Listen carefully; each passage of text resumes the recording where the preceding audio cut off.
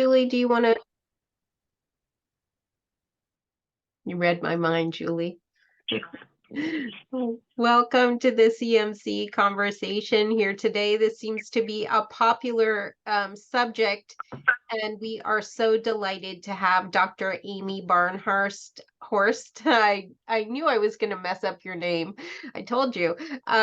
And Dr. Barnhurst is the vice chair of for community mental health at UC Davis Department of Psychiatry and Behavioral Science. In her clinical work, she treats patients with serious mental illness in the emergency department, the county jail, a crisis unit, and a 50-bed inpatient psychiatric hospital. So tons of experience. She's a nationally recognized expert on firearms laws and mental illness, and studies the interface between firearms violence, suicide, and the mental health system. As part of the Consortium for Risk-Based Firearm Policy, she works with both state and federal legislators to craft evidence-based firearms law. She is the leader of the Bullet Points Project, a state-funded effort to develop and disseminate a curriculum to teach healthcare providers across California how to counsel at-risk patients about firearms. And she's testified before California and Alaska Senates on these issues and writes about them for the New York Times, Slate, and Psychology Today. We're so excited to have Dr. Barnhurst here with us. And I'll just say, I accidentally came across her organization, Bullet Points, several months ago, and I was so impressed with the information on the website. So I hope that you will take time to look at the website and also participate in the free continuing education that's available there. I took the training and I thought it was just first class, awesome work. So Dr. Barnhurst, welcome. And I'm going to turn over the floor to you. We're going to have a little presentation and then lots of time for question and answers afterwards. Thanks so much, Julie. And thank you all for coming to this topic, which is unfortunately, I hate that it's so popular and relevant, but I'm really glad that we have this ability to offer some content about it. So thank you for having me, and thanks for that great introduction. As I said a little bit earlier, care managers are a group that I wasn't really aware of what you all do, and I wasn't aware of NACCM, and so I'm really glad that Julie found the Bullet Points Project, because I think that this is, when we developed this material, we thought about all of the various places and various audiences that might use it. And it seems like you might be a really useful audience, or this might be really useful to you all as an audience. So I'm really glad to have this opportunity to present. And I'll talk a little bit about some of the resources Julie mentioned at the end. So Bullet Points is actually a state-funded curriculum. It's funded by the state of California. They gave the funding to our California Firearm Violence Research Center here at UC Davis with the idea that they wanted to fund a curriculum for healthcare providers to identify patients who are at risk of all types of firearm injury and be able to learn tools to how they could intervene. Because we found that when we talk to physicians and nurses and other healthcare providers, people say, I don't necessarily know who's at risk. If I do think someone's at risk, I don't know if I'm even legally allowed to ask about guns, but if I am, I don't feel comfortable doing it. And then what am I going to do with this information anyway? So we're going to cover some of these questions in this talk. So why this for healthcare providers like yourself? Well, firearm injury and death, and so this includes suicide, homicide, and unintentional injury. These are public health problems. They're not just, it used to be thought that it was all part of the criminal legal system, or suicide was a private ethical choice, but really these are things that healthcare workers on many levels are faced with, whether you're a trauma surgeon who's responding to someone who's been shot, or the mental health care provider on the back end who's dealing with the consequences of that kind of trauma.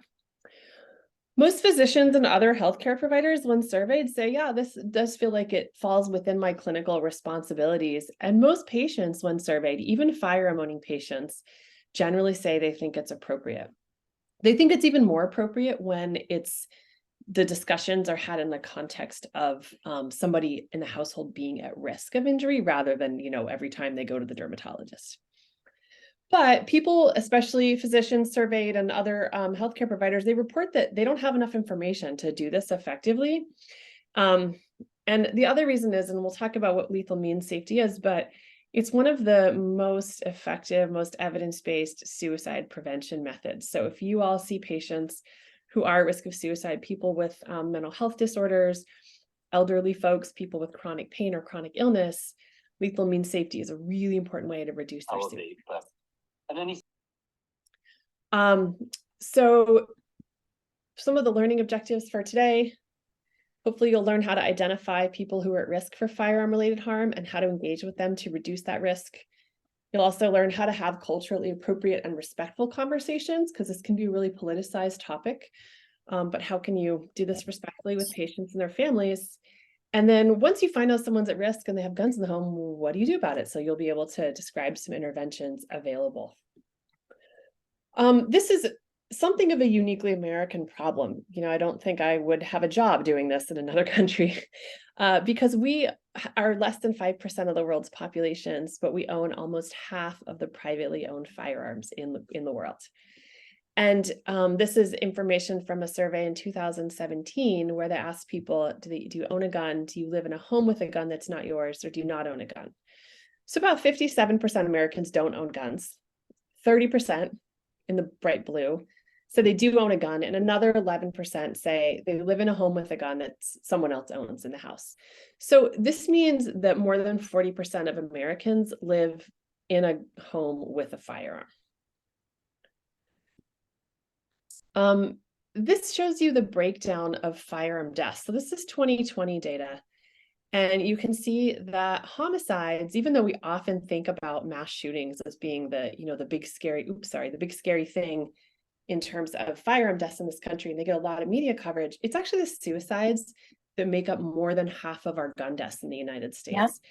Yeah. And because we don't talk about suicide and suicide methods as much in the media, people aren't quite as aware of this, but suicide really is a driver. And actually in 2020, there were more homicides on record than there had been in a really long time. It was a really violent year, that first year of the pandemic. Suicides actually strangely decreased. So in most years, the suicide to homicide proportion is actually a little bit even more high on the suicide side. I think some folks don't have their mute on, so can people just make sure they have. But if you look at what the underlying facts are, in other words, Jenna Ellis saying X, Y, and Z. Right. There we go. Okay, thanks. But it's not just the deaths that affect us. It's the non-fatal injuries as well. And for every person who is shot and killed by a gun, 2 more are shot and survive. And this accounts for almost 90,000 emergency department visits every year. Most of the people who, again, are shot and killed by firearms are from suicide attempts, but you can see here that the non-fatal injuries are more likely to be unintentional in the mint color. There's very few deaths from unintentional firearm injuries relatively, but they're a much bigger cause of non-fatal injuries. You can see that the suicides for non-fatal injuries only represent about 3%. So very few people who attempt suicide with a firearm actually survive. And assaults do factor into non-fatal injuries. So 9 out of 10 attempts with a gun are fatal. So what can we all do about this? So your job here is to assess risk and talk with patients about their risk and their access to firearms when it's clinically relevant. And we get asked all the time, do you recommend universal screening? Should we be asking every patient if there are guns in the home? I don't necessarily think that's a bad idea. But I know as clinicians, there's a lot of things that you have to ask every patient about. Do you smoke? Do you have rugs that you could trip over? Do you have children in the home? Is everybody, wearing a bike helmet? So it's a lot to think through that list. And I think it's more important, rather than, broadly but shallowly screening everybody, to really engage with the patients who are most at risk and talk to them about the firearms and the access to it. So we had developed a framework of bullet points called the 3 A's, and this is the 3 A's of firearm injury prevention. And it's just a way to think about it when you are in a clinical setting. So the 3 A's stand for approach, assess, and act. And we'll walk through these one by one. The approach is the first part. And this is what you're doing now. This is the stuff that happens before you go into the clinical exam room, or before you go see one of your patients or clients, or before you interact with them. It's about being informed, respectful, taking a harm reduction approach, and being really individualized for your individual folks that you're taking care of. So being informed, this means understanding who owns guns and why, remembering that, whether or not you own firearms, or regardless of your own biases around firearms and firearm owners, remembering that almost half of Americans have a gun somewhere in their home. So understanding who owns guns and why they own guns, because your recommendations may be very different if somebody owns, hunting rifles that they use once a year versus they own a handgun for self-protection. That may really change what you discuss with them in terms of safety options. And knowing the safe way to store guns and other appropriate recommendations. So being knowledgeable about what kinds of interventions and what kinds of recommendations you're going to make. This includes also knowing relevant policies in your area. So what if somebody is suicidal and they have a gun and you put them on an emergency psychiatric hold? Does that necessarily involve the firearms being removed from their home temporarily or permanently? Will they actually become prohibited from buying more? Can you file for a red flag law? And we'll talk about what those are later. And then using appropriate language. So you want to be able to talk knowledgeably about firearms, about storage options with patients who do own guns. And language really matters. So ideally, these conversations are going to be collaborative and neutral. We want to talk to folks who are at risk, especially if it's a risk like someone, has just gotten a tough diagnosis and they're really grappling with accepting it and they're going through a hard time. We want to talk about, reducing access, not taking away your Second Amendment rights or seizing all your guns. We want to focus on things being temporary and really risk-based, time-limited during a crisis. And again, when possible, voluntary and collaborative, because we want to make this something like, imagine it's like quitting smoking or, losing weight or getting your blood pressure down. It's something you work on together with a patient because you really kind of, under most circumstances, need their buy-in. And there are some exceptions to that, but ideally, this is something you're going to work together on. It's like when the risk is high or escalates, you want to put some time and distance in between that person and their firearms, and you want them to be bought into that too. And also remembering that you want to be respectful and take a harm reduction approach. So being respectful means keeping your personal politics and feelings about firearms out of the equation. Lots of folks own guns, and they often have a really strong psychological connection to their firearms. Maybe they're, something their family did together. Maybe they've worked in law enforcement or were in the military. Maybe their gun is really part of their sense of how they keep themselves and their family safe, and having it removed from the home would make them feel like they weren't providing for their family. So it's really important to put this not in the context of right or wrong, but in the context of risk and safety, the same way we do with like car seats and seatbelts for kids. And remember that, if your client says, I'll do that, but I'm not going to give up all my guns and sell them and never have any more in the home, but I will, consider this less aggressive approach. It's important to remember that acceptable recommendations that reduce risk that the person will do are going to work much better than the most extreme risk reduction strategies that they won't do. So working together to figure out what will actually be palatable for them is important.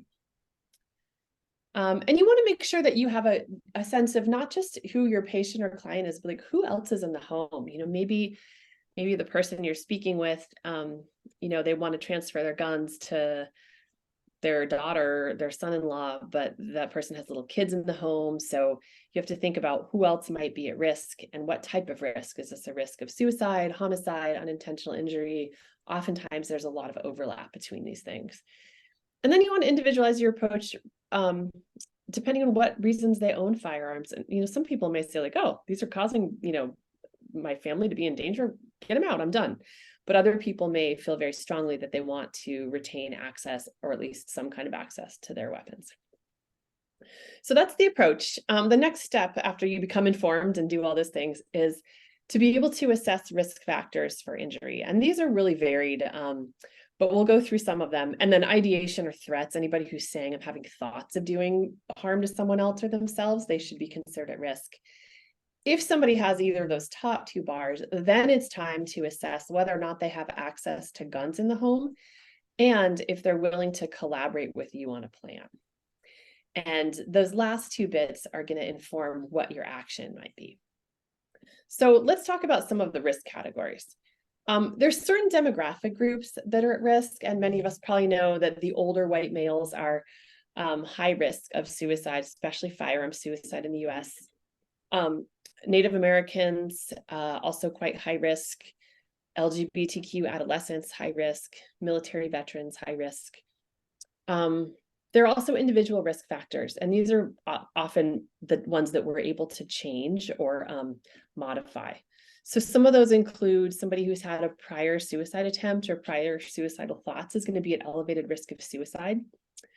Somebody who's perpetrated violence or is perpetrating violence, or even has been exposed to violence, they may have a higher risk of perpetrating violence. Substance misuse, particularly alcohol, is a high risk factor for both suicide and violence. Although it's often blamed for mass shootings, serious, poorly controlled mental illness, so something like schizophrenia or bipolar disorder, it can be a slight risk factor for violence, but folks with an untreated mental illness are at much higher risk of dying by suicide than they are of killing someone else. And in fact, most mass shootings are not committed by people with mental illness. And then dementia or other cognitive impairments. So oftentimes in the early stages of dementia, there's an elevated risk, potentially of not just suicide, but unintentional injury or violence. And then anybody who's in any kind of abusive relationship, has a history of domestic violence or intimate partner violence, guns are a factor in those places where they can really escalate the risk that somebody gets very seriously hurt. And then again, anyone who has current ideation of harm to themselves or somebody else, rarely do people have ideation of unintentional injuries, or anyone who's making threats, that should be considered a risk factor where you now need to assess this person's risk. You need to assess this person's access to firearms and their willingness to collaborate with you on a plan. So we'll look a little more closely at some of these risk factors. Folks with dementia, especially in the early stages, they may have enough cognition to understand what they're facing in the future and be very demoralized and depressed about a diagnosis. And that is something that elevates their risk of suicide. And then as the disease progresses, they may become paranoid, they may misinterpret stimuli, they may even hallucinate, and that can put them at risk of doing harm to somebody else, like perceiving that their caregiver is actually, an intruder.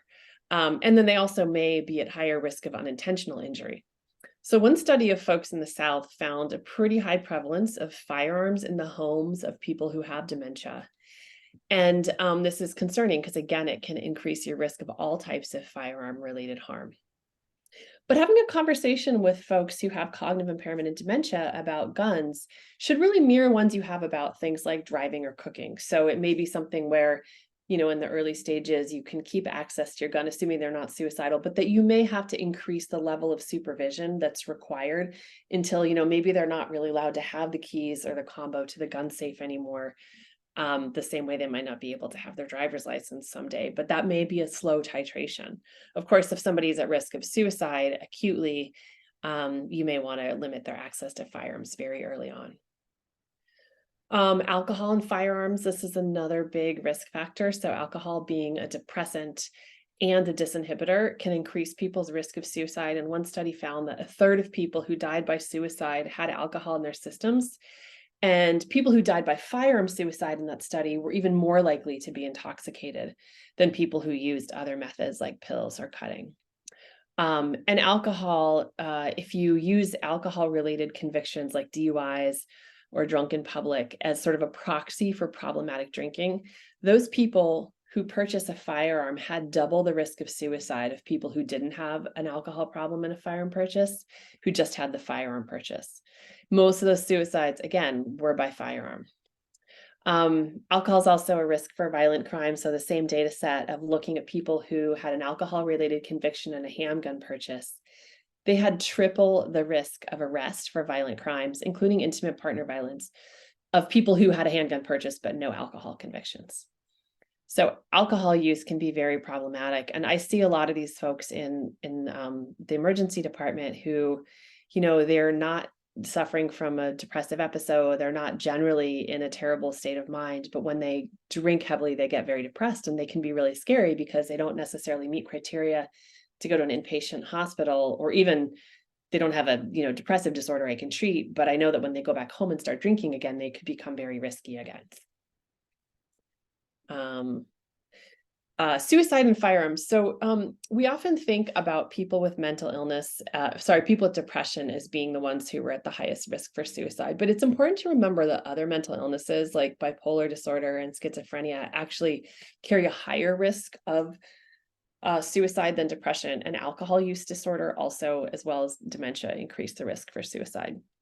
Just having a gun in the home, all other factors being equal, increases the risk that somebody in the home will die by suicide by 3 times. Because having the ability to grab a very, very lethal method of suicide is one of the things that increases people's risk. It doesn't necessarily increase the risk of people making an attempt. It just means that the attempt is very likely to be fatal. And we'll talk about that in a minute. So anyone that you think might be suicidal or have a suicide risk, asking about their access to firearms is a really important part of your assessment. Here's why. Firearms are only used in about 5% of suicide attempts. And you can see here, they're the little coral colored sliver of this pie. The big blue piece of pie is overdoses. And then the next most common attempt is cutting in sort of the pale pink. But these are attempts. Now let's look at suicide deaths. You see that coral piece has taken over half of the suicide deaths. Overdose, on the other hand, is only about 10% of suicide deaths. So you'll recall that suicides make up more than half of the firearm deaths in the country, and firearms make up more than half of the suicide deaths. This is because, again, people who attempt with a firearm don't survive for the most part.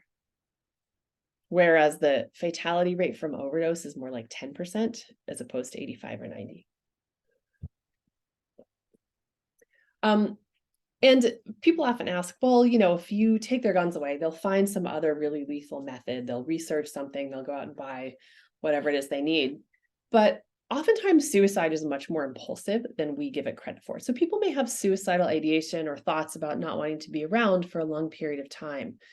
But ultimately, the decision to actually make an attempt happens quite quickly for a lot of people. So one study looked at folks who made near-lethal suicide attempts as defined by they probably wouldn't have survived if they hadn't gotten immediate medical intervention. And they surveyed them after they were stabilized, and they asked them how long they had before they had attempted, had they made the decision. And 70% of them said they made that decision in less than 1 hour. So again, if the thing that you grab during that time frame is something very lethal like a gun, the outcome can be really different than if it's something less lethal. And if you can remove that lethal method, then that person is likely to come out of this crisis and not continue to try to find ways to kill themselves. And again, anyone making threats or with suicidal or homicidal ideation should be considered high risk, and you should ask about their access to guns. So how do we ask about this without, offending our patients, losing rapport with them? Some of you may work in areas where, nobody owns guns. Some of you may work in areas where everybody owns guns. And I think it's helpful to just really normalize firearm ownership because, hey, almost half of Americans have one around. And say something like, lots of patients I see have guns at home, like no big deal to me. And sometimes when someone's going through a hard time, so I'm kind of putting this in the context of like risk, it's temporary. They store their guns away from home, like with a friend or at the gun range or the gun store. This is just temporary until they're feeling better. Is this something you'd be willing to consider? So I'm talking to this guy and I'm just sort of like sussing out, is he gonna be cooperative with this? Is he gonna collaborate with me? Is this something we can work on together to keep him safe? I'm going to play a quick video, and this is from our online continuing education course that Julie talked about. The continuing education course is a series of 3 different clinical vignettes that are done in videos like this with sort of breaks for discussion and talking about how you can apply the 3 A's framework to the patients or clients in the videos who are deemed to be at risk of firearm-related harm. But this is a guy who comes into his primary care doctor, and I just want you to watch it and think about what does the doctor do in his approach that uses the elements of the 3As, being informed, being neutral, being taking a harm reduction approach, thinking about the other individuals, and how does he use the appropriate language, and how does he assess for risk.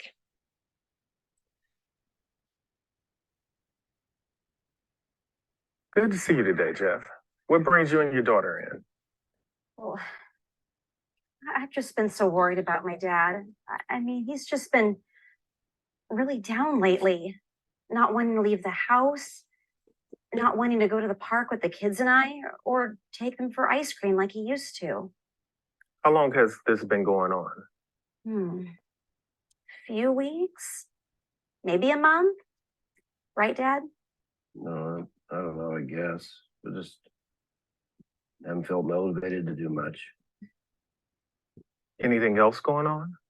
Well, he's been drinking more too, which really brings him down. The other day, I just saw him sitting in his chair by himself crying. Then he said something about how we'd be better off if he wasn't here. Jeff, how do you feel about all this? Well, I've been a little bit down lately, but I don't remember the thing about the chair. Have you had any thoughts wishing that maybe you were not around anymore, or thinking maybe if you didn't wake up in the morning, it wouldn't be so bad? Well, I mean, I suppose, but haven't we all? It's not like I'm planning on killing myself, if that's what you're getting at. I just really worry, you know? I mean, like with the drinking and the memory, he says that now. I wouldn't do anything to hurt you or my grandkids, honey. I know I'll handle this. The spring's really hard because that's when your mother left. I think you'll get through this too. I want to work with you and Susan to make sure that we keep you safe while you're in the midst of this. We don't always think clearly or think of consequences when we're in a low place, especially if you're also drinking. One thing that concerns me is your access to firearms. Do you have guns in your house? I sure do. Can you tell me how you store them? Well, the 12 gauge and the brownie, I keep them locked up. I just use them when I'm hunting. But I keep the 410 handy because I gotta shoot varmints when they come up on my porch. I live out in the country, you know. I don't like that laying around when he's depressed and drinking. So in this video, we see the physician employing some of the things from the 3As, right? He's very respectful about Jeff's guns. He is informed about some of the risk factors. And as soon as he hears some of these risk factors, he thinks, I should really assess this guy for his access to guns. He asks about it very neutrally. Then he asks about the storage options. And this client or patient has a number of risk factors, right? He's got some depression, maybe some passive suicidal ideation. He's been drinking more. He's maybe having some cognitive impairment or memory loss. And so this is the kind of person that should, trigger your memory and say, like, I should ask this person if they have access to firearms and then assess their willingness to collaborate on a plan. Okay, so what is that plan going to be? What can you actually do about this? And this is where the ACT part comes in. This slide is arranged from the lowest risk down at the bottom in the blue, the lowest risk intervention, to the higher risk intervention, which is up higher in the pink. So the lowest risk intervention would be something like safe storage. So if Jeff, for example, had a partner in the home and he really wanted to keep his guns in the home, but he, shouldn't have access to them during certain times, that would be an option. And then the higher options are actually involuntary options for folks who aren't able or willing to collaborate. So when no one's at imminent risk, everyone should really have their guns stored safely if no one's at imminent risk. Or if there's a way to store the guns within the home, but have them locked away and that the person of concern doesn't have access to them. So the safest way to store a firearm, ideally, is unloaded, locked up with a locking device, the ammunition locked up separately, and the keys and combinations inaccessible to the people who shouldn't have access. One of the big harm reduction approaches we often recommend for folks, because they say, hey, I need my gun handy if I need to protect my family against an intruder. Well, okay, so maybe this is ideal to do all of these things, but let's, you can keep your firearm loaded, but it's still locked up in something like a biometric lockbox. So not perfect, but still pretty good. And then you can access it really quickly with just your fingerprints rather than having to fumble with the code. This won't work for Jeff because Jeff would be the one with the combos and the keys. So something like temporary transfer might be a good option for him. This is, again, a collaborative approach. It's temporary. And it's for somebody who's at a crisis. So it could be him, it could be, a young adult who's, making threats of a mass shooting. It could be, acrimonious divorce where intimate partner violence has come into play. And it just is the idea of getting the guns out of the home temporarily so that they're not in this crisis situation. And oftentimes there are background checks required for private transfers, but even in California, where we have very stringent background check policies, you are allowed to transfer a firearm to another person as long as you know they're not prohibited, temporarily in the case of suicidality. So in order to just kind of get the firearm out of the home if somebody is not doing well. There are also a number of gun ranges and gun shops and even law enforcement agencies that will take people's firearms temporarily. I know there's a range in Sacramento where you can basically go in and mention the gun shop project. They'll know what you're talking about and they'll take your weapon, no questions asked, and store it for you.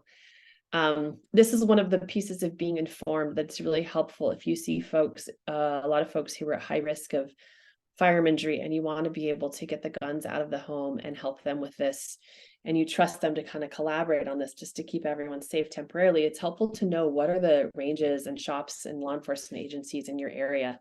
And I know in Maryland and Colorado and Washington State, they have online maps that will show you where these are. Sometimes people are very high risk and they're not willing to or able to collaborate, and you may have to employ an emergency intervention. An example of this would be, somebody who's very acutely suicidal and really committed to the idea of their own death and not willing to work with you, or somebody's threatening a mass shooting and you're really, really concerned about them getting guns. There are two options here. So one could be potentially a mental health hold, like an emergency 72-hour detention, but this is really only a good option for folks for whom there's a mental health nexus. So for example, if somebody gets fired from their job and says, I'm gonna go back and shoot my boss, that may not be something that qualifies for a mental health hold. And then extreme risk protection orders or red flag laws are really just a type of protective order that removes the gun from the situation, although they're not available in every state. And for those of you who work with folks who maybe go in and out of the mental health system, it's important to remember that these two are not mutually exclusive, because just because somebody goes into a psychiatric hospital in most states, that doesn't mean that they're not able to still own a gun. The prohibition from psychiatric hospitalization it often doesn't happen until weeks into the hospitalization. So if you're really worried about them, leaving the hospital early or bouncing out of the ER and going home to the firearm, you may want to consider red flag law as well. Mental health holds they're a very blunt tool, so it can get someone into treatment, but they're not really designed to have a quick removal of their access to firearms. And that's why red flag laws can be important. Plus, there's a lot of risky people who won't meet the criteria for a mental health hold. So extreme risk protection orders, these are often filed, they're often passed. The laws are often passed in the wake of mass shootings, because what they do is they allow law enforcement to remove firearms from people that are high risk. Without a mental health eval, they don't have to wait until a crime was committed. It actually gives them a tool that they can use when they're concerned before the person has done something bad. And what they basically do is family members or police, and in some states, healthcare providers, in some states, teachers, in some states, employers, can petition the court to have somebody's firearms removed because they're concerned about violence or even suicide in the near future. There's civil orders. They're modeled closely after domestic violence restraining orders, with this idea of we need to act fast and remove the weapons from the situation and then sort things out on the back end. They don't require any criminal activity or any mental health history. They just require that somebody be high risk, making threats of, or really freaking people out that they're going to do something extreme with a firearm. Here's a map that shows what states have red flag laws, so you can see if this is even available in your state. 21 states now and Washington, D.C. And almost all of these have been passed since 2016 after the Parkland shooting. Only to allow healthcare providers to petition, but this is not, this is one of those things that's protected under HIPAA, that you are allowed to talk to police if somebody's at this high of risk. So the way these work is law enforcement can get an emergency, and in California it says GVRO because ours is called a gun violence restraining order. Law enforcement can call usually, and if they show up at a situation where somebody is, waving their gun around saying like, I'm going to shoot my wife, I'm going to kill somebody, I'm going to kill myself, they can get an order right then and there from a judge over the phone to remove that person's firearms, even if they legally own them, and to prohibit them in the short term from buying more. Or a family or those other parties I mentioned can go to the courts and petition for an ex parte order, which might take a little bit longer. So it has to go through the courts. The judge has to approve it. And then it has to be served on the person so that they know that they have this order. And there is due process in place. So you can't just take people's guns away willy-nilly. After 2 to 3 weeks, there's usually a hearing. Well, there is a hearing. It depends on exactly when it happens. And the respondent to the order has an opportunity to plead their case in court. And many of the orders are dropped at this point. So it removes the guns for that brief few weeks. The person shows up in court and says, hey, things have settled down, or this was all a mistake, or I was just kidding when I said that. And the judge decides to remove the temporary order that was in place and return the person's firearms. There's no criminal record. There's no permanent prohibition. But in about half the cases, at least in California, there is an order after the hearing that continues on for it can be 6 months or a year or even beyond that for people who are really high risk. And even though these were mostly designed to prevent people from perpetrating mass shootings who were making threats, they actually get used more commonly in cases where people are suicidal, because again, suicide is so much more common than mass shootings. And one study looked at the population of people in Connecticut who had these orders filed against them. They're called risk warrant orders in Connecticut, and found that for every 10 to 20 orders filed, they saved one life by suicide. So they can really be an effective action to take if things are extreme. And just a reminder, if you are in a state where these work and you see a patient that you think might be high risk and you really are concerned about getting the firearms out, this is protected under HIPAA. DHS has specifically said if a patient makes a serious and imminent threat of violence, we're allowed to disclose PHI to someone who can lessen that threat. And then they even double down and say, and they defer to our own professional judgment in making determinations about the severity of the threats. They're not going to come back to you and say like, well, that wasn't really serious and imminent. They're saying, please do stuff if you think that people are a danger. So that's what I have for now. I'd love to field questions or comments. This is a link to our website, bulletpointsproject.org, where a lot of this information and more lives. And you can join our mailing list at HS. If you email hs/bulletpoints@ucdavis.edu, you can get our newsletter. You can follow us on Twitter and also LinkedIn. And then this is just a view of what our website looks like. It's organized by various clinical situations in which you might encounter yourself and in which a gun would really elevate the risk of somebody being injured. It gives a little bit of epidemiology and history on each, on suicide or dementia or whatever it is. Talks about what as clinicians you can do, and that will link you to the interventions page where it'll say like, in this situation, you might want to consider. And then we have our online continuing education course that Julie referenced that is 1 hour. It's free, gives you 1 hour CME, and you can take it whenever. So if you're interested in the CE course, you can scan the QR code on your right, and you can scan the one on your left to sign up for the mailing list. And I'm more than happy to field any comments or questions that folks have or any discussion. So thank you. Awesome. Thank you so much. And this is timely and helpful information, I think, for all of our care managers. If you have a question for Dr. Barnhorst, could you raise your hand or your electronic hand? Use the reaction button to raise your hand, and that will pop you up on our screen so we can ask you to unmute. You can also put any questions or comments in the chat box. We'd love to hear. Yes, Naomi, go ahead. Thanks. I have an 85-year-old client, female, who is a wheelchair bound and not suicidal at all, in my opinion. But her husband passed away about a year ago, and he owned guns that are being kept upstairs in her house. She's, like I said, wheelchair bound and only lives on the first floor of the residence. But I'm the power of attorney, and I share that title with this elderly lady's younger brother. And he would like me to mail him 3 or 4 guns that are upstairs in that house that belonged to the deceased spouse. And I've gone upstairs in the house.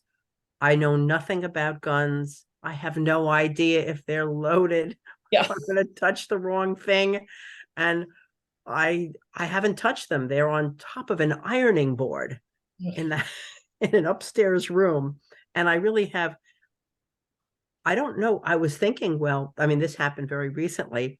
I was thinking, should I call local law enforcement and ask the police, the Nassau County Police, to come and take a look and at least show me how to take the bullets out?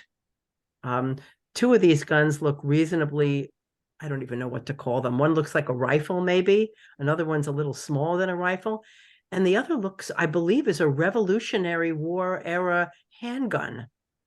That must be a collector's item, but I really don't know what to do. And I'm very nervous about, I mean, how could I possibly send this to the younger brother who lives in North Carolina? I don't think I could even travel with them in my car, nor would I want to. Yeah. So that's my concern. I love the suggestion in the chat of taking a firearm handling course. And there are folks all around who do courses on, how to shoot, how to handle guns, how to, clean guns, defensive courses if you're interested in having one for self-protection. And I think that is a great idea. Depending on what your county is like, I could see law enforcement either being really helpful or completely uninterested, just depending on how busy they are. But there are a lot of folks who are certified firearm instructors, and that might be, especially if this is something that comes up for you repeatedly, that might be a great thing to investigate, as Lottie suggested in the chat. Okay, I would that's a say, good yeah, idea. driving and mailing guns across state lines. I mean, I'm no attorney and I'm not going to give any legal advice about that, but yikes. Bad idea. Yeah. Mm-hmm. Yeah. So that's a tricky one, but I think that's a great idea. And that's part of that being informed. I've had I would say that our team of researchers largely very few of them, maybe nobody owns guns and very few of them had ever handled guns, yet we all do this work on firearms. And so, I've signed up for people to go to the range, go skeet shooting. We all took a defensive home safety course. And it's been really helpful because people have gotten familiar with, what is a rifle? What is a pistol? What is a shotgun shell? Why do people own guns? Why is this even fun? It's just really, I think it's been really helpful. And so, I strongly suggest that. And someone else wrote about having the gun club, Yes, I saw that. Gun club's also a good idea. Yeah. Really helpful. Thank you. Yeah. Great. Never leave it to a care manager to have an unusual situation you have to deal with. It's never been dealt with before.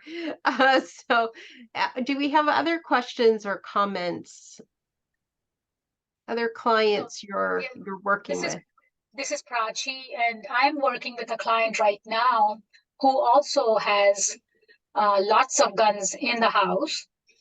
And thankfully, I know I've been a rifle shooter in my own past life. So at least I know what to touch and what not to touch. I'm not that ignorant. But nevertheless, he has dementia, and I'm very gradually trying to get him to kind of sell them off so that at least, he can have some earnings off of it. And I've involved some of his friends so that, if they want to buy it out from him that way. But yes, it is a tricky situation. At one point, he did get very upset with me when I did try to bring up the topic of, taking the guns away. The reason I am having to do that very quickly is none of the home care agency will come in if they have guns in the house. Oh, yeah. Yeah. So we need to find a home care agency fairly quickly because of his dementia and stuff. But that gun topic is very, very touchy with him. He's been a competitive gun shooter. and he's, showed me his trophies and, all of these different things he has won over the years. And of course, he takes pride in his guns. So I don't want to, take away from his pride. But at the same time, my dilemma is how to get home care in if the guns don't go out. Yeah. Well, and if, he may be somebody for whom something like a temporary transfer, but maybe not so temporary, might be an option to kind of work him into the idea slowly of like, hey, can we have somebody else kind of babysit your guns so that, the health folks can come in. I'm trying to get him to make an inventory, because he has guns all over, probably in every room, if at all, if not more. Oh my And God. yeah, he has probably, from what he told me literally yesterday, is probably more than $50,000 worth of guns. Wow. And Yeah, and someone else put in the chat about the idea of having safes installed in the house. So I don't know if the home care he people has one as well. He has one yeah, but if safe. he doesn't have the combos, so the guns are theoretically in the house, but he can't access them on his own. But yeah, that is Right. tricky. Yeah. And So unfortunately, probably the kind of situation that's only gonna get worse as his dementia. right, I'm trying to reach out to the family and see if the family would start, having the discussion. It's just a little tricky situation, because he's estranged with most of his family as well. Most of his close family members have passed away. Oh yeah, that is really tricky when you don't have anyone that you can collaborate with. So, but That's hopefully, thank you for bringing that up, Prachi. And I would really recommend, when you have a few minutes, to take a look at the Bullet Points website and consider sitting through the CME, because it might give you some good ideas about how to talk to him about this. And my guess is it's going to be a long collaborative conversation where you're going to just slowly make small changes that he might be able to agree with. But it sounds like you're worried about the immediate need for home care. And maybe there's another home care agency that would be willing to do it if they're not totally out of the house, but they're maybe secured in some way. Yeah, I'm gradually working towards that goal. Yeah, I bet. All right. Any other questions or comments or situations you're dealing with in your practice?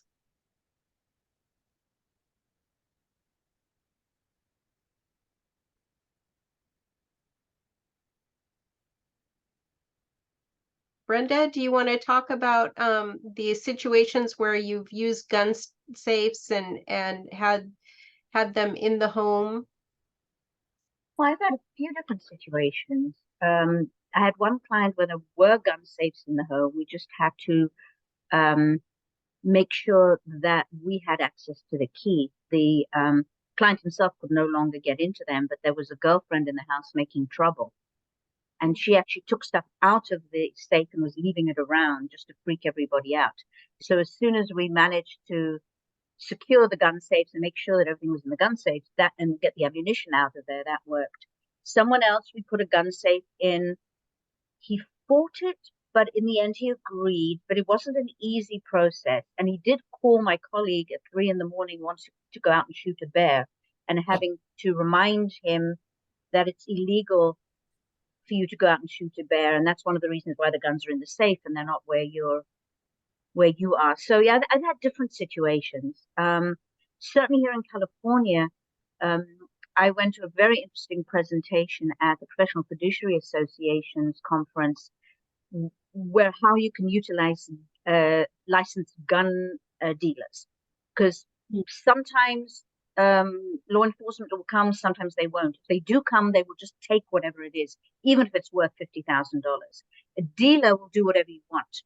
Secure them, check them, keep them, sell them, transfer them to somebody else, whatever's needed. And they also know the laws in your state.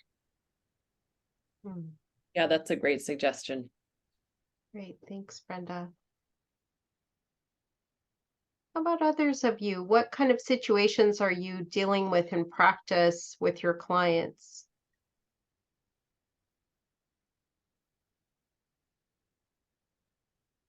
or things you're concerned about you may encounter in your practice.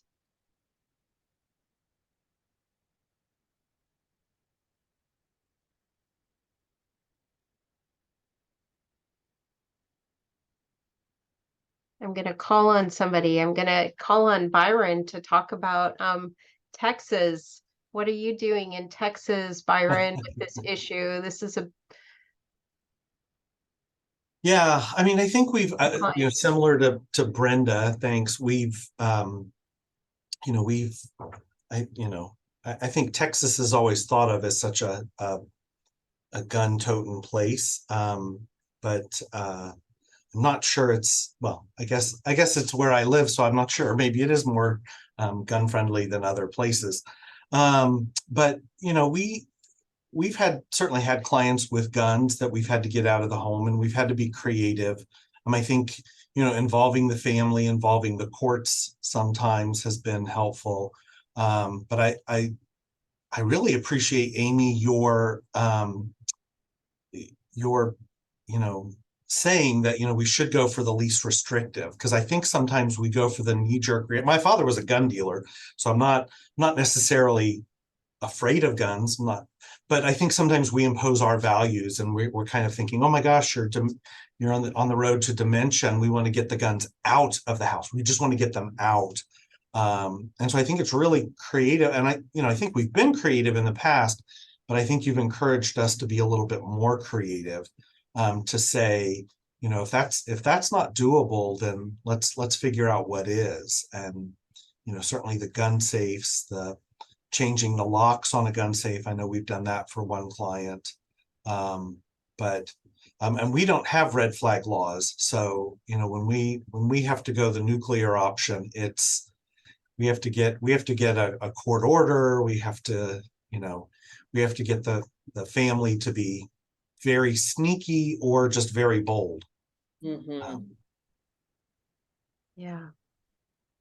I think one of the things I appreciated a lot, I appreciated the whole training, but the idea of humility, going at this from a sense of cultural humility, and trying to be very neutral about your own views about guns, because we all have views about them one way or another. Either we're used to having guns around because that's been part of our family history, and for some folks it's really important to have them for safety. For others, no way, we hate guns. So it's all across the board. But just as we do in practice, that sense of cultural humility is so important, and really meeting clients where they're at. I love that. And when I think about risk reduction, this is something we use in practice all of the time, and sometimes we don't always think about it in terms of guns. So I think that's what I really appreciated about your training on the website, and just the way you're approaching this issue. It just sort of allows people to listen, I think, and to hear and to explore options. So yeah. Great. And Deborah asked a really good question in the chat. I actually usually have a slide about this, but I had to decide what I was taking out for a shorter presentation, that about Florida making it illegal or discouraging people to ask about guns. So it's not illegal in any state currently for you to ask patients about firearms, or to document in the chart. This came up because Florida did pass a law many years ago that said it was illegal for physicians to ask, but then there was even an addendum in that law that said, or some language in it that said, unless it's clinically relevant. So, if it was a risk-based asking, then it was fine.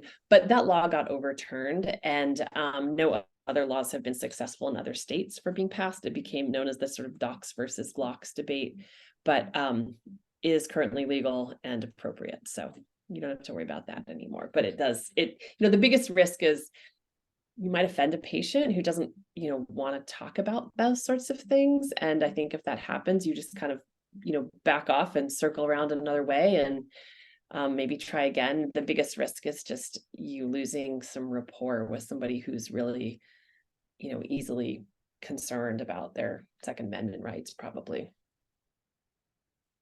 I'm going to ask a question, Yeah.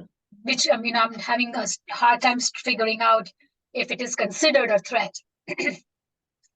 So, because he needs a little bit more higher level of care, and that is one of the reasons why we are considering home care to be brought in. If that is not an option, he may have to move to a facility so that, his needs are met. In this scenario, whenever I brought that topic up, that, you may want to, think about moving to an assisted living or something like that, he says, he responds by saying, if I have to move out of my house, I'm going to shoot myself. Should I consider this as a threat? The short answer to that is yes, but it all, like, in terms of his assessment of risk, I would say you have to put it in the context of so many other things, and it's hard to say sort of what level of a concern to have, without knowing the patient. But if that's something that, he repeatedly says, and he has guns, you have to take it at least a little bit seriously, although it's, what we call conditional, in that it's like, if X, then I will do this. But still really concerning if X, him moving out into a facility, is a real possibility. Yeah.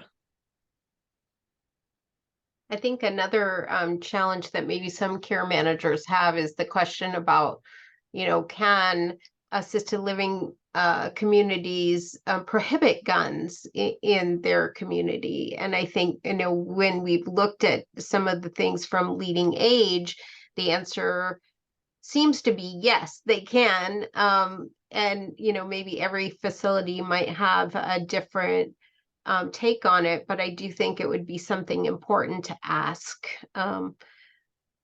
each individual community what their policies are. Yeah. Other questions? I think we're coming to the end of our time, so I just really want to thank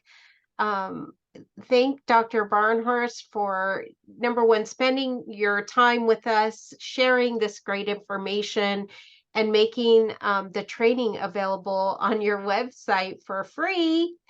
So take advantage of a free continuing ed course and learn more. Sign up for the great newsletter, and stay in touch and learn more about what's going on with this issue, because I'm sure as time goes on, there may be some changes. So I'd love to give a big round of applause. Yes, thank you so much. We really Thank appreciate you all you being for having here. me. And thanks for all your great comments and questions. We learned a lot from this discussion too. So thank you. Can I ask a quick question? I know that you were recording it. Will the recording be available? Yes, we'll make sure it's on the NACCM website. Great. Thanks, everyone. Have a great day. We appreciate your participation. Thank you, Dr. Barnhurst. Have a good day, everybody. Bye-bye.